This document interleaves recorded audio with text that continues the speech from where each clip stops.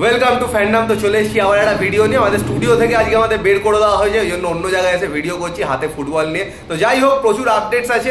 আর সবচেয়ে বড় কথা, মোহনবাগান কিন্তু শিল্ড চ্যাম্পিয়ন হয়েছে। যারা ব্লগটা এখনো দেখোনি অবশ্যই গিয়ে দেখতে পারো।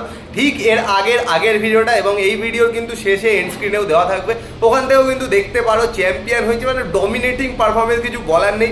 এবার কিন্তু কাপটাও তোলার চেষ্টা করবে, তাহলে কিন্তু আলাদাই ব্যাপার। এক বছরে কিন্তু 3টে ট্রফি একসাথে হয়ে যাবে, মানে একটা ছোটখাটো ট্রেভেল বলতে গেলে। তো অনেক আপডেটসই আছে, ট্রান্সফার নিয়ে অনেক কিছু আছে, কারণ যেহেতু চ্যাম্পিয়ন্স লিগ 2 খেলছে সেই জায়গা থেকে কিন্তু মোহনবাগানেরও ট্রান্সফার হবে। আর ইস্ট বেঙ্গলের তো প্রচুর ট্রান্সফার নিয়ে কথাবার্তা বলবো। সবার আগে যে কথাটা, ফেসবুক আর ইনস্টাগ্রামে এখনো যারা ফলো করেনি করে নিও, আর ইউটিউবে কিন্তু সাবস্ক্রাইব করে নিও। তো পুজোর থেকে প্রথমে শুনে নাও।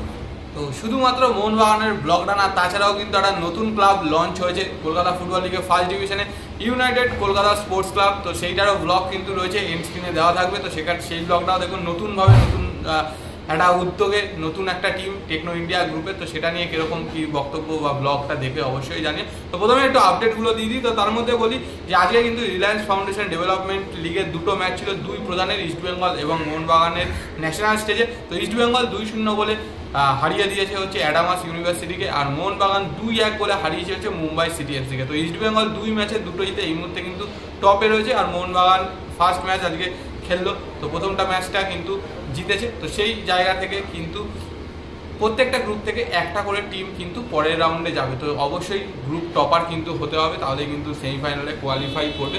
এছাড়াও বলে রাখি, জুনিয়র লিগ মানে AIFF আন্ডার 15 লিগের কিন্তু আজকে খেলা রয়েছে। সেটা হচ্ছে Bengal football academy versus Mohammedan sporting. সেই খেলাটা রয়েছে হচ্ছে 3:30 থেকে। এছাড়া আপাতত আর কোনো খেলা নেই। আর বলে রাখি, লাস্ট আই লিগ 2 এর একটা খেলা ছিল ইউনাইটেড স্পোর্টসের, সেই খেলাটা কিন্তু ইউনাইটেড স্পোর্টস 5-3 বলে জয়লাভ করেছে। তো এগুলো তো মোটামুটি ইন্ডিয়ান ফুটবলের আপডেট হয়ে গেল। আরেকটা বলে দিই যে under 20 Swami Vivekananda national football championship boys category যে খেলাটা দিত, সেই খেলাটায় কিন্তু থার্ড ম্যাচটা মানে উত্তরাখণ্ডের সাথে কিন্তু ওয়েস্ট বেঙ্গল জিতেছে। জেতার ফলে কিন্তু কোয়ার্টার ফাইনালে চলে গেছে ওয়েস্ট বেঙ্গল আন্ডার 20 টিম। তো এবার চলে আসি ট্রান্সফার নিউজ। ইস্ট বেঙ্গলের ট্রান্সফার নিউজ নিয়ে নতুন কিছু বলার নেই। যেটা বলা সেটা হলো ক্লেইটনের কথা, সাউলের কথা, এগুলো তো বলেইছিলাম। তো হিজাজির কথাও আগে বলা হয়েছিল, শুধু বলা হচ্ছিল হিজাজির সাথে এখনো নেগোসিয়েশন চলছে। অত শোনা যাচ্ছে হিজাজির সাথেও নাকি নেগোসিয়েশন হয়ে গেছে, হিজাজিও কিন্তু রাজি আছে। তার মানে বুঝতে পারছো, কনফার্মেশন কিন্তু মোটামুটি 3 জনেরই হয়ে গেল। এবার হিজাজির শোনা যাচ্ছে হিজাজিকেও নাকি 2 বছরের কন্ট্রাক্ট দেওয়া হবে। তাহলে হিজাজি 2 বছর, সাউল 2 বছর, আর ক্লেইটনের কিন্তু 1 বছর হবে। এরপরে এরা ছাড়াও কিন্তু এলসে আছে, সেটাও কিন্তু মাথায় রাখতে হবে। এলসে আসে, আর নতুন একজন বিদেশিকেও সাইন করেছে। জানো তো, এলসেকেও যদি সব ঠিকঠাক হয়ে যায়, তারপরে মেডিকেলে যদি পাস করে যায়, তাহলে কিন্তু এলসেকেও রাখবে। কারণ এলসের সাথে কিন্তু 2 বছরের কন্ট্রাক্ট ছিল। তাহলে কিন্তু আরেকজন নতুন বিদেশিকে খুঁজতে হবে। এখন অব্দি যা আছে, এলসে যদি হয়ে যায় তাহলে কিন্তু একজনই, কারণ ম্যাদি দালাল হয়ে গেছে আর পুরনো 3 জন বিদেশি হয়ে গেছে। তো দেখা যাক এরপরে কি হয়। তো এছাড়া কিন্তু ইন্ডিয়ান ফুটবল মানে ফুটবলার অনেকের সাথে কিন্তু কথাবার্তা বলছে। তো সেই প্লেয়ারগুলো যদি ফাইনালাইজ হয়, তাহলে তো একটা মোটামুটি ভালো টিম হবে আশা করা যায়। কিন্তু যতক্ষণ না ফাইনালাইজড হচ্ছে ততক্ষণ তো কিছু বলার নেই, শুধু কথাবার্তা চলছে। যেরকম দেবজিৎ মজুমদারের সাথে কথাবার্তা চলছে, সমীর মিত্রকে অফার করেছে। তো দুজনের মধ্যে যে কোনো একজনকে পাবে, তাকেই হয়তো গোলকিপার হিসেবে নেবে। মাঝমাঠের বেশ কিছু প্লেয়ারের সাথে, ইয়ং প্লেয়ারদের সাথে কিন্তু কথাবার্তা বলছে। ন্যাশনাল টিমে খেলে এরকম 1-2 জনের সাথে কিন্তু কথাবার্তা বলছে, যদি সেই প্লেয়ারদেরকে নিতে পারে। যদিও সেগুলো এখন অবধি জাস্ট ইনিশিয়াল কথাবার্তাই শুরু হয়েছে। তো যতক্ষণ না ফাইনাল স্টেজ অবধি আছে বা অ্যাডভান্সমেন্ট হচ্ছে, ততক্ষণ কিন্তু কিছুই বলা যাবে না। তো আরেকটা চারিদিকে ভেজে বেড়াচ্ছে, জিকসান সিং মোহনবাগানে যাচ্ছে। তো এখনো কিন্তু সেটা কনফার্মেশন নেই, কিন্তু নিতেই পারে। যেহেতু AFC চ্যাম্পিয়ন্স লিগ 2 খেলবে, সেই জন্য কিন্তু যথেষ্ট ভালো একটা টিম বানাতে হবে। কারণ তোমরা গিয়ে চেক করে দেখতে পারো ওখানে কি কি টিম আছে, দেখলেই বুঝতে পারবে। কারণ অসাধারণ কিছু টিম আছে। তো ওখানে কিন্তু ওয়েস্ট জোনে পড়ে যায়, কিন্তু ইস্ট জোনে পড়তে পারে, কিন্তু ওয়েস্ট জোনে পড়েছে, যে জন্য কিন্তু আরও কঠিন হয়ে গেছে। মানে বলতে গেলে ইন্ডিয়ার চেয়ে উইক টিম হয়তো 2টো কি 1টা আছে, তাছাড়া কিন্তু সবাই স্ট্রং টিম। সেই জায়গাটাকে যথেষ্ট কঠিন হবে চ্যাম্পিয়ন্স লিগ 2। সেই জন্য কিন্তু নিতেই পারে। বা দেখা যাক জিকসান সিংকে নিতে পারে কিনা। কিন্তু এখনো কিন্তু সেরকম কিছু হয়নি, কোনো অ্যাডভান্সমেন্টও হয়নি। নিতে পারলে তো বিশাল ব্যাপার। আর শোনা যাচ্ছে নাকি বিদেশিও চেঞ্জ হবে, 2 জন বিদেশি কিন্তু অন্তত চেঞ্জ হতে পারে। এবার সেটাই দেখার বিষয় যে 2 জন বিদেশি কিরমভাবে চেঞ্জ হয়। মেন জিনিস কোচ কে থাকে, হাবাসকেই কি কোচ রাখে। কারণ অসাধারণ সাকসেস দিয়েছে ইন্ডিয়ান ফুটবলে, তো এমনি সাকসেসফুল। মানে এই বছর বলতে গেলে আমার তো মনে হয় হাবাসের বেস্ট সিজন। যেই জায়গা থেকে টিমটাকে ধরেছে, তারপরে সেখান থেকে তুলে এনে চ্যাম্পিয়ন করেছে, মানে অবিশ্বাস্য, কিছু বলার নেই। তো একদমই তার বলে রাখি যে শিল্ড জেতার পরেই কিন্তু একজন ইনভেস্টার মানে আরপিএসজি গ্রুপের একজন মেন কর্মকর্তা কিন্তু বলেছে যে উৎসব পারেখ যে সঞ্জীব গোয়েঙ্কা কিন্তু টিম অলরেডি স্টার্ট করে দিচ্ছে। যেটা খবর যেটা বললো যে জিকসানের সাথে কিন্তু একপ্রস্ত কথাবার্তা হয়েছে মোহনবাগান সুপার জায়েন্টের। এরকম কিন্তু আরও একজন দুজন যারা ন্যাশনাল টিমের রেগুলার স্টার্টার তাদের সাথে কিন্তু কথাবার্তা বলছে। আর যেটা খবর একটা বা দুটো বিদেশি যেরকম গুড্ডু বললো চেঞ্জেস হতে পারে, সেটা মোস্ট প্রবলি একটা তো শোনা যাচ্ছে বা হাওয়ায় ভাসছে, সেটা হচ্ছে হেক্টর ইউথসকে হয়তো চেঞ্জ করতে পারে, তার সাথে হামিলকেও হয়তো চেঞ্জ করতে পারে, সেই জায়গায় হয়তো অন্য কেউ আসতে পারে। তো সেইগুলো যদি চেঞ্জেস হয় তাহলে কিন্তু টিমটা অনেক স্ট্রং করে। আর যেহেতু ACL 2 গ্রুপ স্টেজে তো সেখানে কিন্তু ইস্তকলাল, নাসাব কার্সি এদের মতো টিম রয়েছে। তো সেই জায়গাতে কিন্তু একটা বিশাল শক্তিশালী দল না গড়লে কিন্তু অবশ্যই চাপ থাকবে। তো সেই জায়গা থেকে কী কী চেঞ্জেস হয়, আর কোচ যেটা সবচেয়ে বড় ব্যাপার হচ্ছে কোচকে কী করে, কারণ হাবাসকে রেখে দেবে কিনা, কারণ হাবাসের সাথে কিন্তু কথাই বলে এনেছিল এই সিজনের জন্য।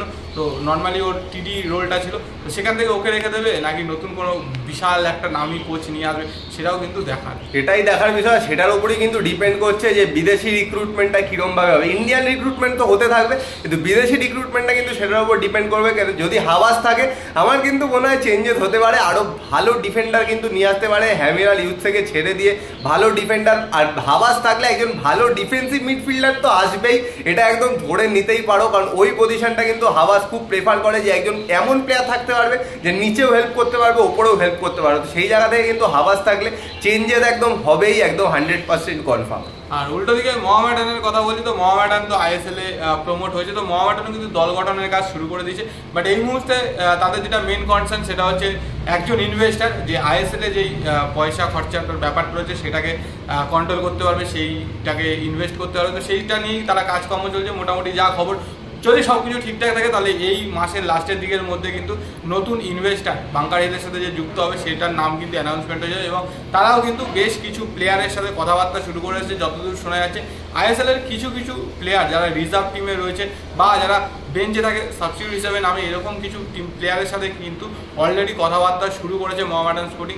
যদি ইনভেস্টার ফাইনাল হয়ে যায় তাহলে আশা করা যায় তাদের সাথেও কিন্তু কথাবার্তা বলে টিমটা ফাইনালাইজড আস্তে আস্তে করতে শুরু করবে। মোহামেডানের কথা যেহেতু হলো, ডেভিডের কথা জিজ্ঞেস করবে সবাই জানি কমেন্টে, তো আবার বলে দিচ্ছি হাই চান্সেস আছে ডেভিড ইস্ট বেঙ্গলে যাচ্ছে, কারণ ওই পজিশনে কিন্তু আরেকজন ইন্ডিয়ান প্লেয়ারকে অলরেডি শোনা যাচ্ছে কথাবার্তা বলে কনফার্ম করে নিয়েছে মোহামেডান। তো সেই জায়গাতে কিন্তু ডেভিডের হাই চান্সেস আছে ইস্ট বেঙ্গলে যাওয়ার। এটাই দেখার বিষয় এখন যে ফাইনাল কবে হয়, কারণ জানো এখন কিন্তু কোনো রকম কোনো মানে অ্যানাউন্সমেন্ট হবে না। অ্যানাউন্সমেন্ট সাইন কিন্তু এখন সব হয়ে গেছে, ম্যাচে দালালে দেখে নিয়েছো সাইন হয়ে গেছে, কিন্তু অ্যানাউন্সমেন্ট কিন্তু হবে না, কারণ ট্রান্সফার সিজন ওপেন না হলে অ্যানাউন্সমেন্ট কিন্তু করা সম্ভব নয়। তো সেই জায়গা থেকে তোমাদের সবাইকে জুন অবধি ওয়েট করে বসে থাকতে হবে। কিন্তু তার আগে কিন্তু বলতে গেলে অন্যান্য বা যেরকম একদম মানে নিরস থাকে ট্রান্সফার মার্কেটে ইস্ট বেঙ্গল, এবার কিন্তু তবুও অনেকটাই অ্যাক্টিভ আছে ইন্ডিয়ান প্লেয়ারদের দিক থেকে। আর একদম শেষে আরেকটা কথা বলে দিই, সেটা হচ্ছে রিলায়েন্স ফাউন্ডেশন ডেভেলপমেন্টাল লিগ যেটা চলছে। তো দিল্লি রিজিয়ানে যাদের খেলা পড়েছে মানে north east, Delhi FC, east Bengal Adamas এদের, তো সেখানে তো বিশাল অরাজকতা চলছে। আগের দিন ইস্ট বেঙ্গলকে টয়লেটের মধ্যে ড্রেসিং রুম হিসেবে ইউজ করতে হয়েছে। আজকে নর্থ ইস্টকে তাদেরকে স্টেয়ারের মধ্যে গিয়ে ড্রেস চেঞ্জ করতে হয়েছে, কোনো জায়গা দেওয়া হয়নি। মানে দিল্লির টিম ছিল, মানে দিল্লি এফসি, মানে কার টিম বুঝতেই পারছো, যিনি ইন্ডিয়ান ফুটবল নিয়ে প্রচুর বড় বড় কথা বলে, ইন্ডিয়ান ফুটবলে একমাত্র উন্নতি তিনি চান। তো তার টিমের সাথে এইরকম কথা, রিলায়েন্সের মতো যারা মানে ISL চালাচ্ছে, ইউথ লিগ চালাচ্ছে, তাদের এইরকম অরাজকতা কি আর বলবো। তো যাই হোক, যা যা বক্তব্য ছিল পুরো বলে দিয়েছি। ব্লগটা এখনো যারা দেখোনি অবশ্যই কিন্তু দেখে নিও, সেখানেও কমেন্ট করো কেমন লাগলো। আলাদাই অ্যাটমসফিয়ার, 60,000 লোক মানে বুঝতে পারছো। তো যাই হোক, ভিডিওটা পছন্দ হলে লাইক করে দিও, শেয়ার করে দিও, চ্যানেলটা অবশ্যই সাবস্ক্রাইব করে দিও, আর বেল আইকনটা টিং টং করে দাও রেগুলার নোটিফিকেশন পাওয়ার জন্য। তো চলো এখনের জন্য টাটা।